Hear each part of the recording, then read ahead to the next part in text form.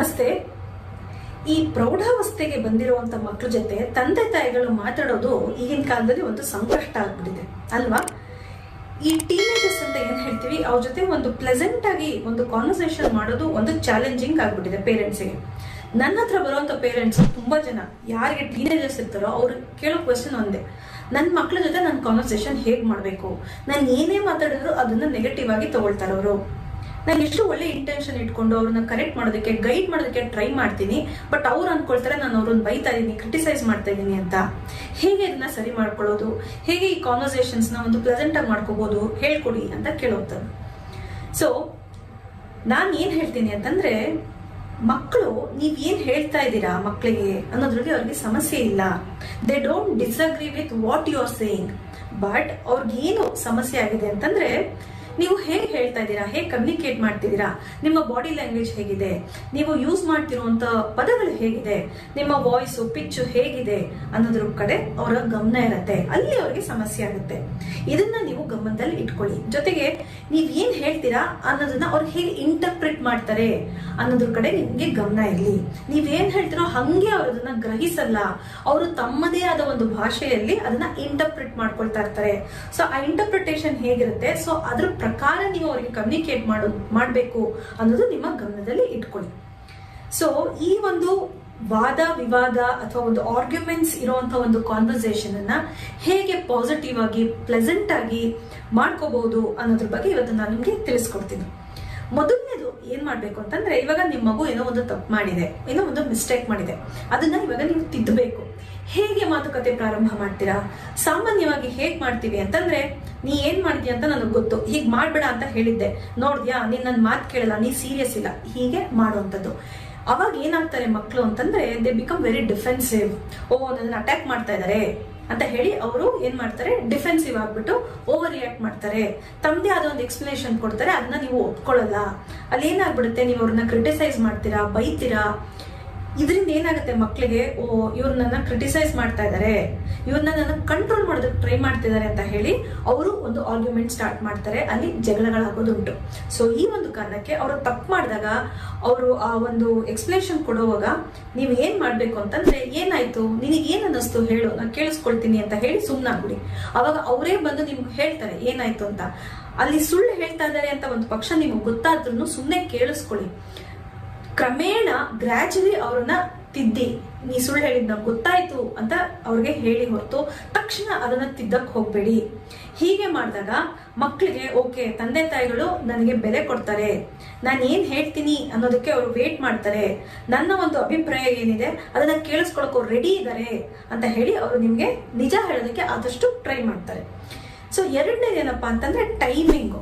ಯಾವ ಟೈಮಲ್ಲಿ ಅವ್ರ ಹತ್ರ ನೀವು ಮಾತುಕತೆಯನ್ನ ಆಡ್ಬೇಕು ಅಂತಂದ್ರೆ, ಅವರು ಎಲ್ಲೋ ಒಂದು ಟ್ರಿಪ್ ಹೋಗ್ತಿದ್ದಾರೆ, ಫ್ರೆಂಡ್ಸ್ ಜೊತೆ ಒಂದು ಮೂವಿಗೆ ಹೋಗ್ತಿದ್ದಾರೆ, ಅಥವಾ ಕಾಲೇಜಿಂದ ಬಂದಿದ್ದಾರೆ, ಅಪ್ಸೆಟ್ ಆಗಿದ್ದಾರೆ, ಟಯರ್ಡ್ ಆಗಿದ್ದಾರೆ, ಯಾವುದೋ ವಿಷಯಕ್ಕೆ ಫ್ರಸ್ಟ್ರೇಟ್ ಆಗಿದ್ದಾರೆ ಅಂತ ನಿಮಗೆ ಗೊತ್ತಾದ್ರೆ, ಅಂತ ಒಂದು ಟೈಮಲ್ಲಿ ದಯವಿಟ್ಟು ಒಂದು ಕಾನ್ವರ್ಸೇಷನ್ ಅನ್ನ ಸ್ಟಾರ್ಟ್ ಮಾಡಬೇಡಿ.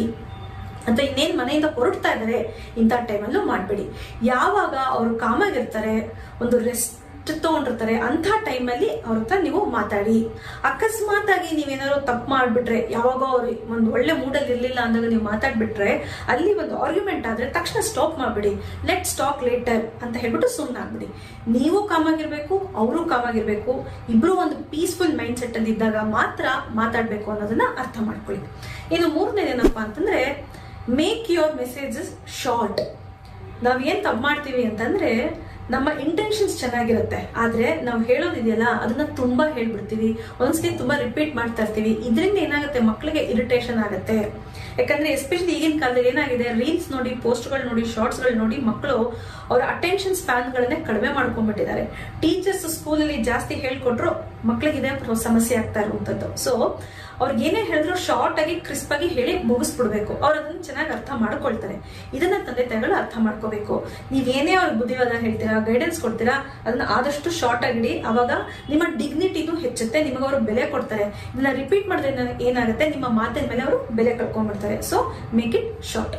ಇನ್ನು ನಾಲ್ಕನೇನೇನಪ್ಪಾ ಅಂತಂದ್ರೆ, ಏನೇ ಒಂದು ಡಿಸ್ಕಷನ್ಸ್ ಅನ್ನ ಮಾಡಿದಾಗ ಅವರ ಎಮೋಷನ್ಸ್ ಮೇಲೆ ನಿಮಗೆ ಗಮನ ಇರಲಿ.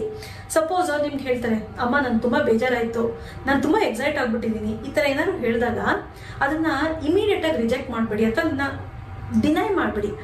ಏನಕ್ಕೆ ನಿಂಗೆ ಬೇಜಾರಾಗಬೇಕು, ಸುಮ್ಮನೆ ಇರು, ಹಾಗೆಲ್ಲ ಬೇಜಾರು ಮಾಡ್ಕೋಬೇಡ ಅನ್ನೋದು. ಯಾಕೆ ನಿಂಗೆ ಅಷ್ಟೊಂದು ಎಕ್ಸೈಟ್ಮೆಂಟ್ ಆಗಿದೆ, ಏನ್ ಮಹಾ ಅಂತ ನೀನು ಇಷ್ಟೊಂದು ಎಕ್ಸೈಟ್ ಆಗಿದ್ಯಾ, ಈ ತರ ಮಾತಾಡಿದಾಗ ಏನಾಗುತ್ತೆ, ಮಕ್ಳಿಗೆ ತುಂಬಾನೇ ಒಂಥರ ಡಿಸಪಾಯಿಂಟ್ ಆಗ್ಬಿಡುತ್ತೆ. ಇದೇನಿದು, ನಂದು ಏನೋ ಒಂದು ಫೀಲಿಂಗ್ಸ್ ಹೇಳ್ಕೊಂಡ್ರೆ ಹೀಗೆ ಮಾತಾಡ್ಬಿಡ್ತಾರಲ್ಲ ಪೇರೆಂಟ್ಸ್ ಅಂತ ಹೇಳಿ ತುಂಬಾ ಅವರು ಬೇಜಾರಿಗೆ ಒಳಗಾಗ್ಬಿಡ್ತಾರೆ. ಇದರಿಂದ ಅವ್ರಿಗೆ ಕೋಪ ಆಗುತ್ತೆ, ಫ್ರಸ್ಟ್ರೇಟ್ ಆಗ್ತಾರೆ, ಇದರಿಂದ ಆರ್ಗ್ಯುಮೆಂಟ್ ಸ್ಟಾರ್ಟ್ ಆಗುತ್ತೆ, ಜಗಳಕ್ಕೆ ಅದು ಈಡಾಗುತ್ತೆ. ಸೊ ಈ ಒಂದು ಕಾರಣಕ್ಕೆ ಅವ್ರ ಇಮೋಷನ್ಸ್ ಏನೇ ಇದ್ರು, ಅವ್ರು ಏನೇ ಹೇಳಿದ್ರು ಅದನ್ನ ಹಂಗೆ ಒಪ್ಕೊಳ್ಳಿ, ಅದಕ್ಕೆ ಒಂದು ವ್ಯಾಲಿಡೇಷನ್ ಕೊಡಿ. ಹೌದು, ನಿಂಗೆ ಬೇಜಾರಾಗ್ತಿದೆ, ನೀ ಎಕ್ಸೈಟ್ ಆಗಿದ್ಯಾ, ನಿನಗೆ ಕೋಪ ಬಂದಿದೆ, ಹೀಗೆ ಅದನ್ನ ವ್ಯಾಲಿಡೇಟ್ ಮಾಡಿದಾಗ ಅವರು ಒಂದು ಸಮಾಧಾನಕ್ಕೆ ಬರ್ತಾರೆ. ಅಲ್ಲಿ ಆರ್ಗ್ಯುಮೆಂಟ್ಸ್ ಆಗೋದನ್ನ ನೀವು ತಡಿಬಹುದು. ಇನ್ನು ಕೊನೆಗೆ ಏನಪ್ಪಾ ಅಂತಂದ್ರೆ, ಅಲ್ಲೊಂದು ಪ್ರಾಬ್ಲಮ್ ಇದ್ರೆ ಆ ಪ್ರಾಬ್ಲಮ್ ಸಾಲ್ವಿಂಗ್ ಮಾಡುವಾಗ ಮಕ್ಕಳ ಒಂದು ಅಭಿಪ್ರಾಯ, ಅವರ ಒಂದು ಐಡಿಯಾಸ್ ಏನಿದೆ ಅದನ್ನ ಕನ್ಸಿಡರ್ ಮಾಡಿ.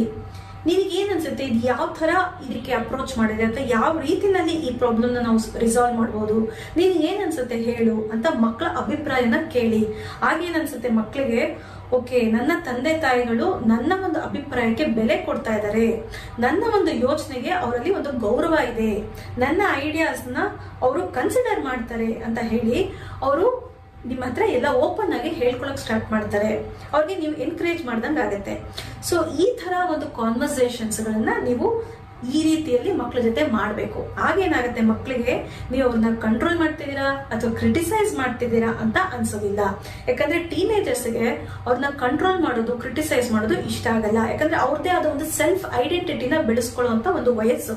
ನನಗೆಲ್ಲ ಗೊತ್ತು, ನನಗೆಲ್ಲ ಗೊತ್ತಿದೆ ಅನ್ನೋ ಒಂದು ಭಾವನೆಯಲ್ಲಿ ಅವ್ರು ಇರ್ತಾರೆ. ಸೊ ಇಂಥ ಒಂದು ಸಂದರ್ಭದಲ್ಲಿ ನೀವು ಆದಷ್ಟು ಅವರ ಈ ಮನಸ್ಥಿತಿನ ಅರ್ಥ ಮಾಡ್ಕೊಂಡು ಅವರಿಗೆ ಬೇಕಾಗಿರೋ ಒಂದು ರೀತಿನಲ್ಲಿ ಕಮ್ಯುನಿಕೇಟ್ ಮಾಡಿದ್ರೆ ಖಂಡಿತವಾಗ್ಲೂ ನೀವ್ ಏನ್ ಹೇಳ್ತಿದ್ದೀರಾ ಅಂತವರನ್ನ ಅರ್ಥ ಮಾಡ್ಕೊಂಡು ಅದಕ್ಕೆ ಕರೆಕ್ಟ್ ಆಗಿ ಅವರು ಸ್ಪಂದಿಸ್ತಾರೆ. ಸೊ ಇವತ್ತಿಂದ ಈ ಒಂದು 5 ಟಿಪ್ಸ್ ನಾನು ನಿಮ್ ಜೊತೆ ಏನ್ ಶೇರ್ ಮಾಡಿದೀನಿ, ಒಂದು ಕ್ಯೂರಿಯಾಸಿಟಿಯಿಂದ ಕಾನ್ವರ್ಸೇಷನ್ಸ್ ಅನ್ನ ಸ್ಟಾರ್ಟ್ ಮಾಡೋದು, ಟೈಮಿಂಗ್ ಅನ್ನ ನೋಡ್ಕೊಳ್ಳೋದು, ಮತ್ತೆ ನಿಮ್ಮ ಮೆಸೇಜಸ್ ಅನ್ನ ಆದಷ್ಟು ಶಾರ್ಟ್ ಆಗಿ ಇಟ್ಕೊಳ್ಳೋದು, ಮತ್ತೆ ಅವರ ಎಮೋಷನ್ಸ್ ಕಡೆ ಗಮನ ಕೊಟ್ಟು ಅದನ್ನ ವ್ಯಾಲಿಡೇಟ್ ಮಾಡೋದು, ಮತ್ತೆ ಲಾಸ್ಟ್ ಒಂದು ಅವರ ಒಂದು ಐಡಿಯಾಸ್, ಅವರ ಒಂದು ಒಪಿನಿಯನ್ ಇದೆ ಅದನ್ನ ಕನ್ಸಿಡರ್ ಮಾಡೋದು ಪ್ರಾಬ್ಲಮ್ ಸಾಲ್ವಿಂಗ್ ಅಲ್ಲಿ. ಇದನ್ನ ನೀವು ಫಾಲೋ ಮಾಡಿದ್ರೆ ಖಂಡಿತವಾಗ್ಲೂ ನಿಮ್ಮ ಒಂದು ಕಾನ್ವರ್ಸೇಷನ್ಸ್ ತುಂಬಾ ಫ್ರೂಟ್ಫುಲ್ ಆಗಿರುತ್ತೆ, ಮೀನಿಂಗ್ಫುಲ್ ಆಗಿರುತ್ತೆ, ಪ್ಲೆಸೆಂಟ್ ಆಗಿರುತ್ತೆ. ಖಂಡಿತವಾಗ್ಲೂ ಅಲ್ಲಿ ಆರ್ಗ್ಯುಮೆಂಟ್ಸ್ ಆಗಲ್ಲ. ಇದನ್ನ ನಾನು ನಿಮಗೆ 100% ಗ್ಯಾರಂಟಿ ಕೊಡ್ತೀನಿ. ಸೊ ಇದನ್ನ ಹೇಳ್ತಾ ಇವತ್ತಿನ ಈ ಒಂದು ಎಪಿಸೋಡ್ ಅನ್ನ ಮುಗಿಸ್ತಾ ಇದ್ದೀನಿ. Thank you.